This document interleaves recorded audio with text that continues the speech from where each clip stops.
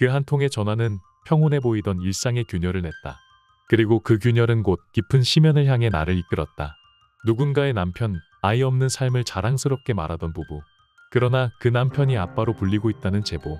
나는 처음엔 단순한 오해쯤으로 여겼다.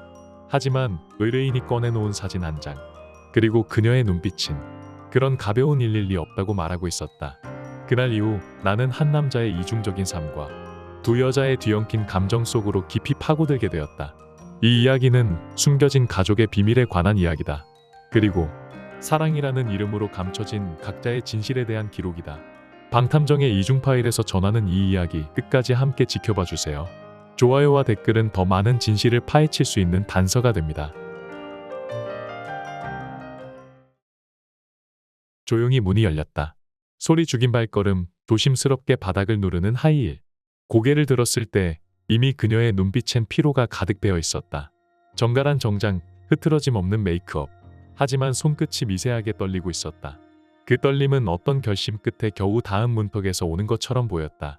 정은채, 35. 그녀가 입을 열기까지는 꽤 시간이 걸렸다. 남편에게 숨겨진 아이가 있는 것 같아요. 나는 펜을 내려놓고 그녀를 바라보았다. 그 목소리엔 확신과 의심, 불신과 바람이 복잡하게 얽혀 있었다. 우린 결혼 초부터 아이는 갖지 않기로 약속했어요. 서로 일하면서 자유롭게 살자고요. 그걸 자랑스럽게 생각했고 잘 맞는 사람이라고 믿었어요. 그녀는 조심스럽게 핸드백에서 사진 한 장을 꺼내 내 책상 위에 올려두었다. 그런데 이걸 보고 나니까 모든 게 무너졌어요. 사진은 멀리서 찍은 듯 흐릿했다. 아이 한 명이 남자의 손을 꼭 붙잡고 있었다. 입꼬리는 환하게 말려 있었고 그 작은 입은 분명히 이렇게 말하고 있었다. 나는 낮게 물었다. 이 사진 어디서 나신 거죠? 그녀는 깊게 숨을 들이쉬었다. 제 동생이요. 남편 출장 따라갔다가 우연히 찍은 거예요. 그녀는 다시 자세를 고쳐 앉으며 덧붙였다. 남편이 자주 가는 바닷가 마을이 있어요. 스트레스 받을 때마다 낚시하러 간다고. 인테리어 일을 하니까 공사 핑계로도 자주 가고요. 동생이 며칠 같이 있었는데 뭔가 수상하다고 느꼈대요. 하루는 남편이 밤낚시 간다고 혼자 나갔고 동생이 편의점에 뭘 사러 나갔다가 남편이 어떤 젊은 여자에게 봉투를 건네는 걸 봤대요.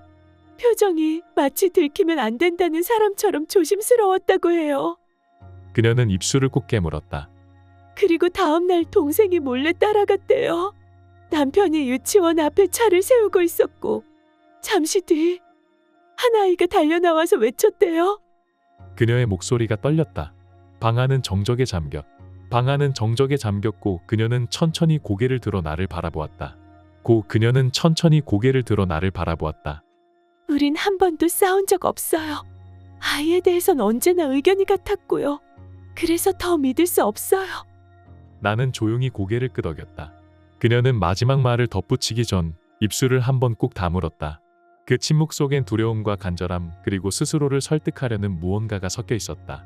그 여자여, 남편에게 돈을 받은 그 여자가 누군지, 그리고 그 아이가 정말 남편 아이가 맞는지 제발 확인해 주세요. 부탁드려요. 나는 노트를 덮으며 짧지만 무거운 숨을 내쉬었다. 이건 단순한 의심도 흥미로운 의뢰도 아니었다. 누군가의 인생 한가운데가 송두리째 흔들리고 있었다. 알겠습니다. 이 사건 제가 맡겠습니다. 그녀가 떠난 뒤에도 사진 한 장이 책상 위에 남아 있었다. 나는 천천히 그것을 다시 들여다보았다. 사진 속 남자의 표정은 어딘가 기묘하게 자연스러웠다. 아이의 손을 쥔 그 동작은 낯설지 않았고 어색함도 없었다. 마치 오랜 시간 함께한 관계에서만 나올 수 있는 일상의 한 조각처럼. 눈빛은 부드러웠고 입꼬리는 무심하게 올라가 있었다. 나는 입술을 굳게 다문 채 조용히 되물었다. 동생분이 정확히 어떤 장면을 본 겁니까? 그녀는 눈을 감고 천천히 머리를 끄덕였다. 그리고는 기억을 짚듯 한 단어 조심스럽게 입을 열었다. 남편이 말했어요. 밤엔 혼자 낚시를 하러 간다고. 그래서 동생은 숙소에 남아 있었는데 그날따라 이상한 예감이 들었다고 해요. 심야에 뭘 좀 사러 나갔다가 편의점 근처 골목에서 남편을 봤대요. 젊은 여자한테 조심스럽게 뭔가를 건네고 있었고 그 표정이 마치 들키면 안 되는 사람처럼 보였대요. 나는 메모를 이어가며 가볍게 고개를 끄덕였다. 다음 날 아침 일부러 따라가 봤대요. 남편이 유치원 근처에서 차를 세우고 있었고 잠시 후 한 아이가 건물에서 달려 나왔어요. 그리고는 아빠 라고 소리치며 품에 안겼대요. 그녀의 목소리는 갈라져 있었고 무릎 위에 올려진 손은 피가 안 통할 정도로 꼭 쥐어져 있었다. 나는 한 박자 늦게 물었다. 아이의 얼굴은 제대로 봤다고요? 그녀는 고개를 끄덕였다.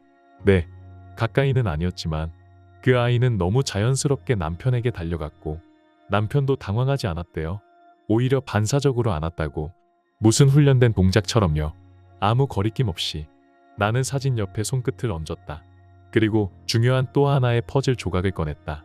그 여자에 대해서는요? 현금을 받은 그 여성. 그녀는 시선을 잠시 허공에 두었다가 마치 흘리듯 말했다. 멀리서 봐서 얼굴은 잘 못 봤대요. 하지만 젊은 여성이었다고 해요. 그 사람이 혹시 그 아이의 친엄마일까요? 그녀는 마치 묻듯 중얼거렸지만 그 질문에 진짜 답을 원했던 건 아닌 것 같았다. 눈빛에는 오히려 대답을 듣는 순간 무너질지도 모른다는 두려움이 어려 있었다. 나는 아무 말도 하지 않았다. 때론 침묵이 말보다 더 정확하게 닿는다는 걸 이 일을 하면서 많이 배웠다. 그녀는 마지막으로 덧붙였다. 그 목소리는 낮았지만 그 안에 깃든 절망은 뚜렷했다. 그 사진을 보고 난 이후로 남편 얼굴조차 마주보기가 힘들어요. 만약 그 아이가 정말 남편 아이가 맞다면 지금까지 내가 쌓아온 결혼, 믿음, 모든 게 다 거짓이 되는 거잖아요. 나는 그녀의 말을 조용히 삼켰다. 고개를 숙인 채 생각했다. 진실이란 건 늘 그렇게 시작된다. 아주 작은 균열 하나로. 가장 가까운 사람의 눈 속에서 그리고 가장 잔인한 방식으로. 며칠 뒤 나는 그녀가 말한 그 도시로 향했다. 남편 조석진. 그는 매주 같은 요일에 그곳으로 간다고 했다. 낚시와 출장. 그 이상하게 정기적인 루틴은 오히려 너무 인위적으로 느껴졌다. 우리는 유치원 근처에서 잠복을 시작했다. 누군가를 기다린다는 건 단순한 시간이 아니라 진실이 스스로 걸어 나올 때까지 숨을 참고 서 있는 일이다. 그리고 마침내 그는 나타났다. 조석진.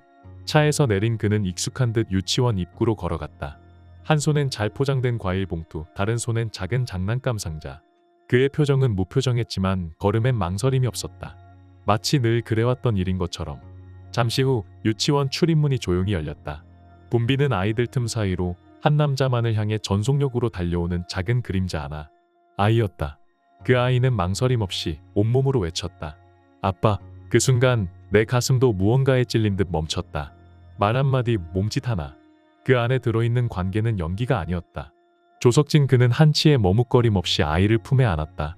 눈도 감지 않고 익숙한 손놀림으로 아이의 등을 토닥였다. 아이의 입가엔 햇살처럼 환한 미소가 피어 있었다. 그 장면엔 어떤 계산도 위장도 없었다. 나는 동료에게 조용히 속삭였다.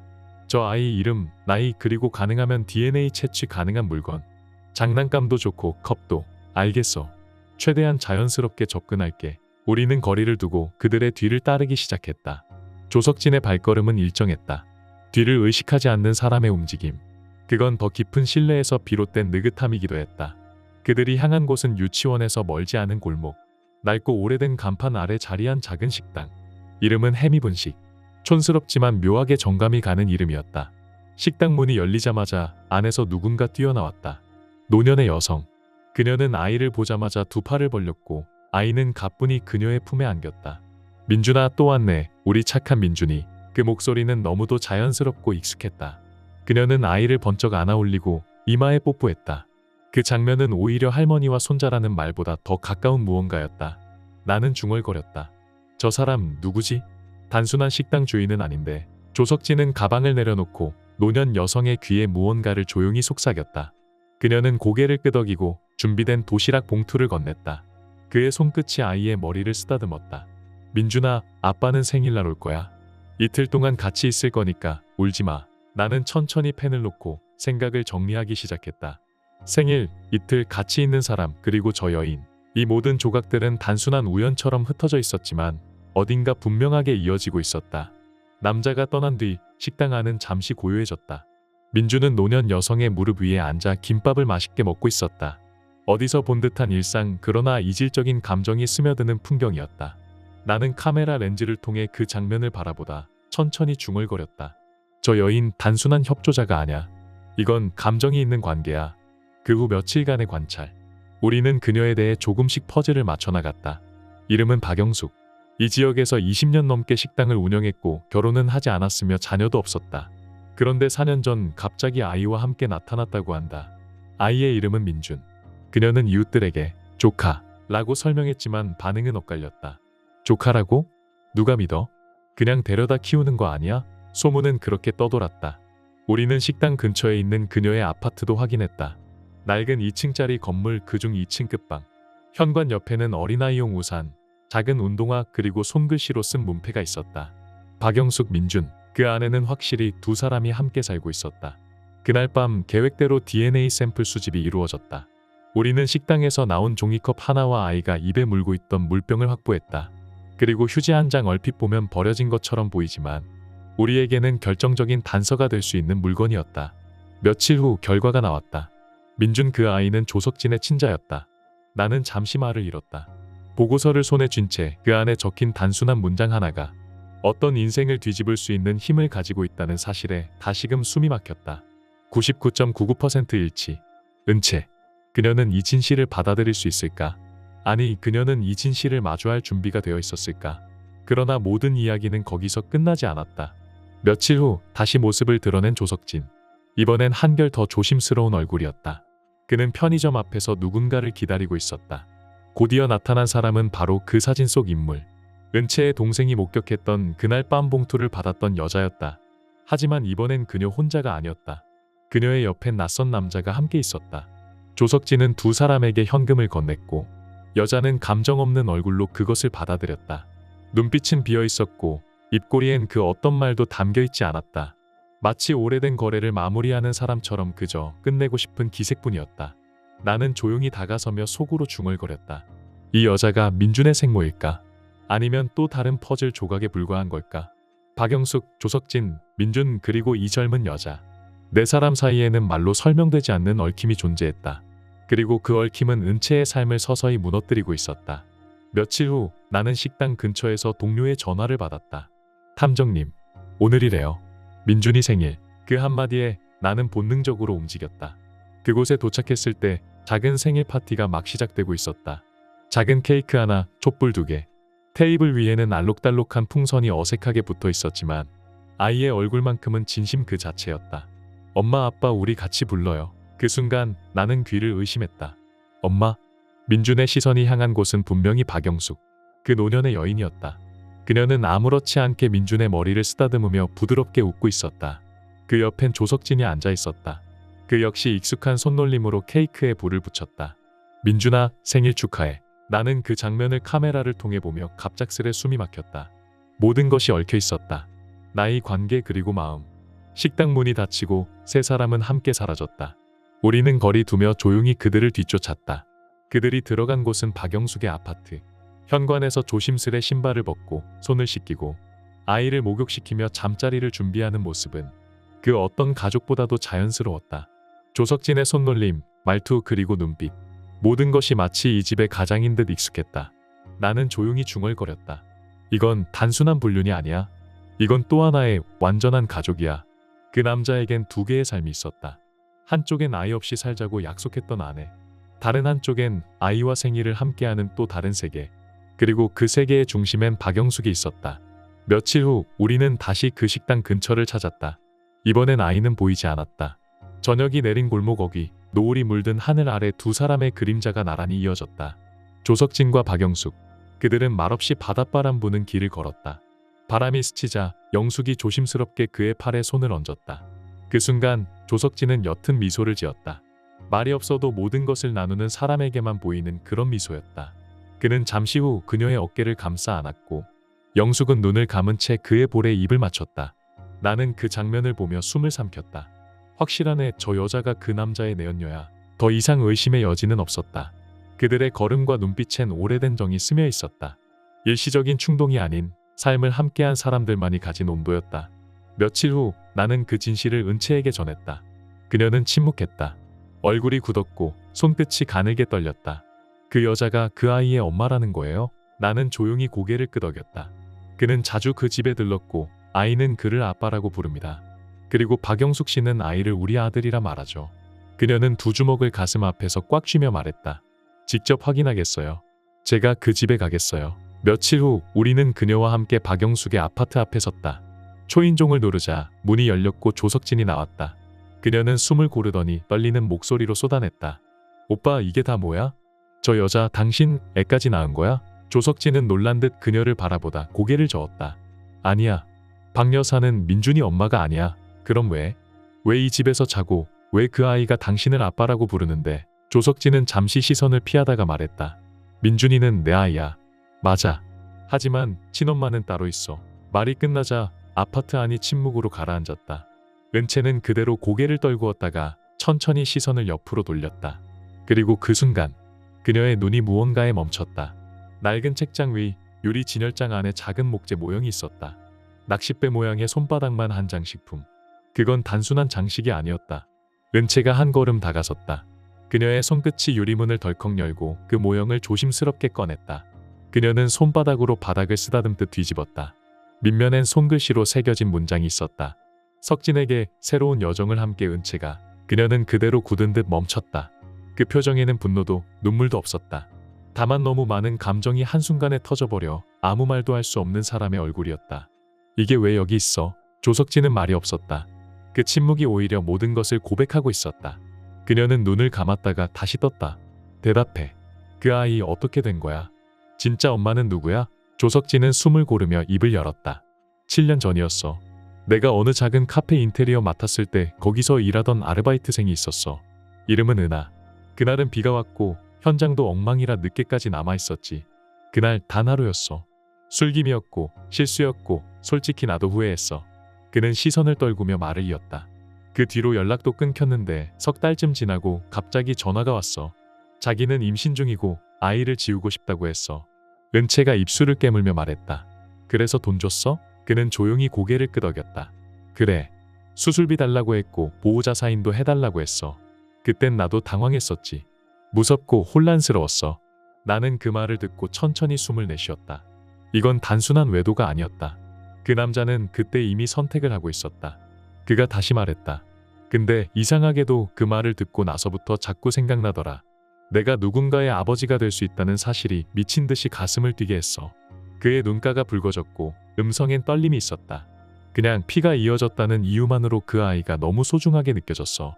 그래서 은하를 찾아갔고 붙잡았어. 제발 낳아달라고. 그는 한 손으로 주먹을 움켜쥐며 말했다. 집도 해주고 돈도 줄 테니까 단 5년만이라도 키워달라고. 내가 다 책임질 테니까 제발 민준이를 낳아줘. 그의 말 한마디에 애절함이 고스란히 배어 있었다.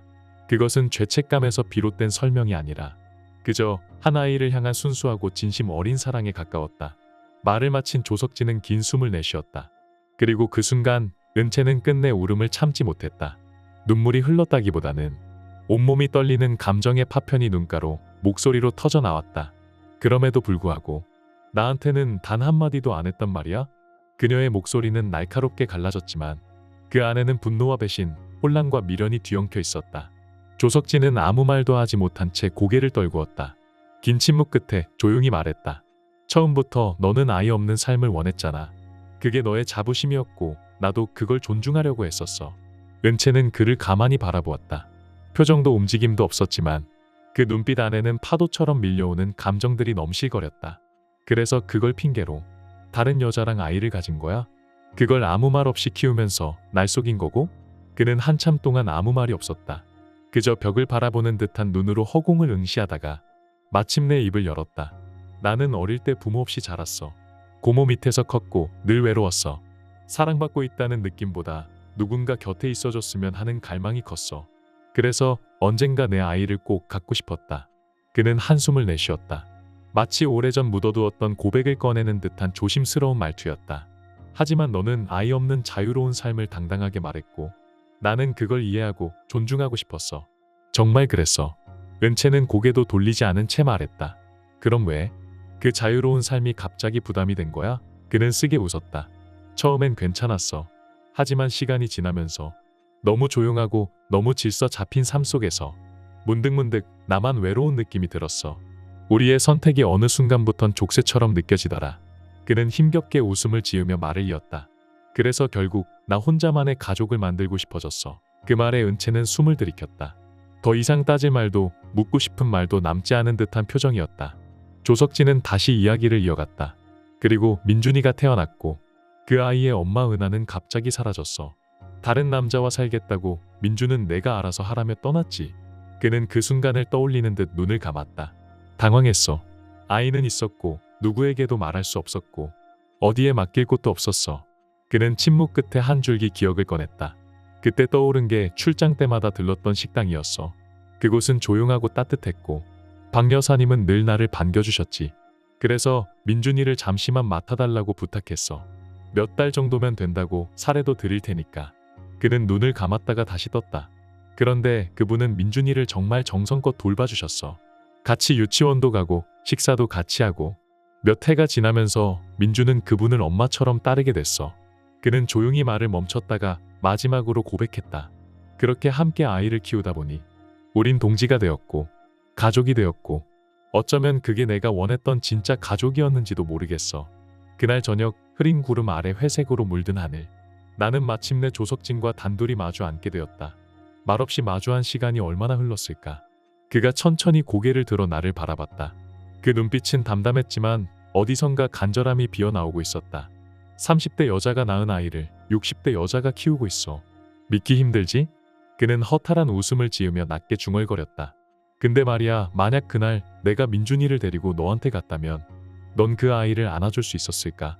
그 말은 예상치 못한 칼날처럼 날아와 조용히 그러나 깊게 가슴을 찔렀다. 나는 숨을 삼켰다. 말을 꺼낼 수가 없었다. 넌 아니라고 말했겠지. 그때 난 알았어. 내가 원하는 삶은 그런 복잡하고 무거운 책임과는 거리가 멀다는 걸.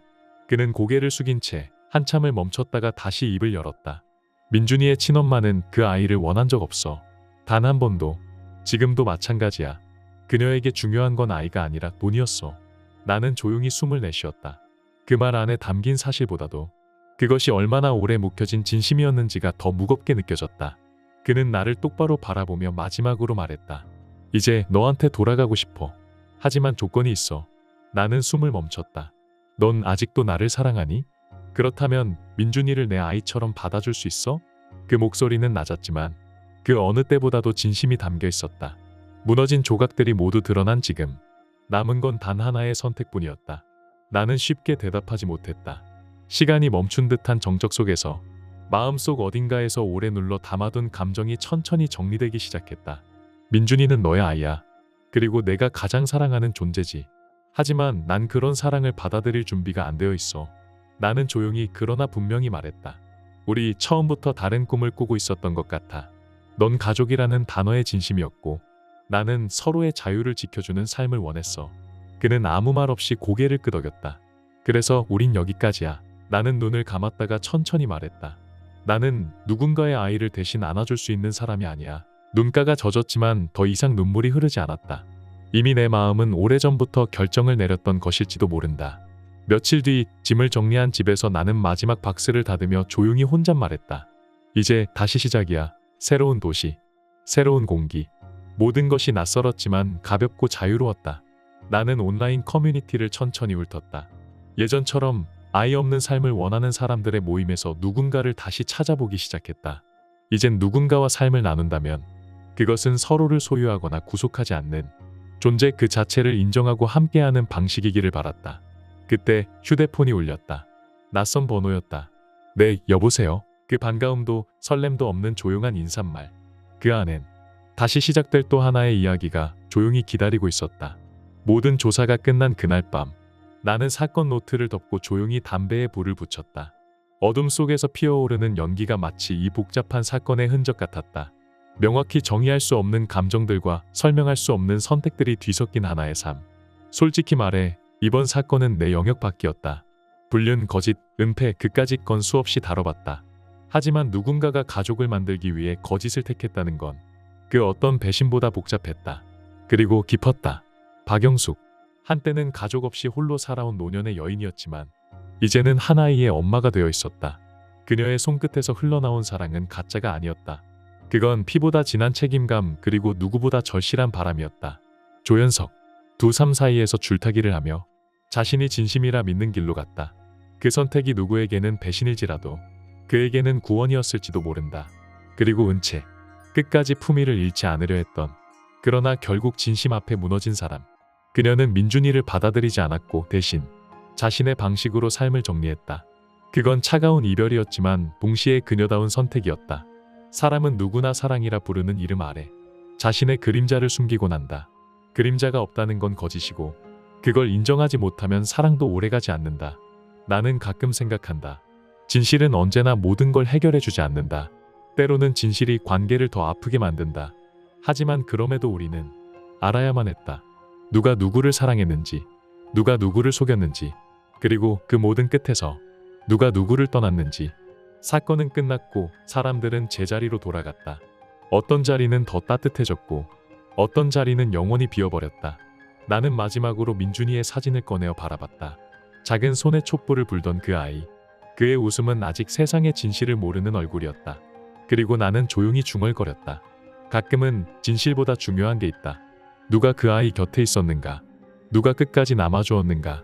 그렇게 생각하며 나는 사건 파일에 조용히 한 줄을 남겼다. 조연석, 박영숙, 민준. 이 세 사람은 진실보다 더 오래 남을 무언가를 만들어냈다. 그리고 나는 또 다른 이야기를 기다리며 문을 닫았다. 당신은 이 이야기를 어떻게 느끼셨나요? 댓글로 당신의 생각을 들려주세요. 이 이야기가 여러분께 작은 감동이 되었거나 잠시 멈춰 삶을 돌아보게 하는 계기가 되었다면, 혹은 바쁜 일상 속에서 따뜻한 위로가 되어주었다면 그것만으로도 저희는 더할 나위 없이 기쁩니다. 여러분의 좋아요와 댓글 그리고 구독은 이러한 이야기들이 더 많은 사람들에게 닿을 수 있도록 따뜻한 다리 역할이 됩니다. 끝까지 함께해 주셔서 진심으로 감사드립니다. 늘 평안하시고 사랑과 진심이 가득한 하루 되시길 바랍니다.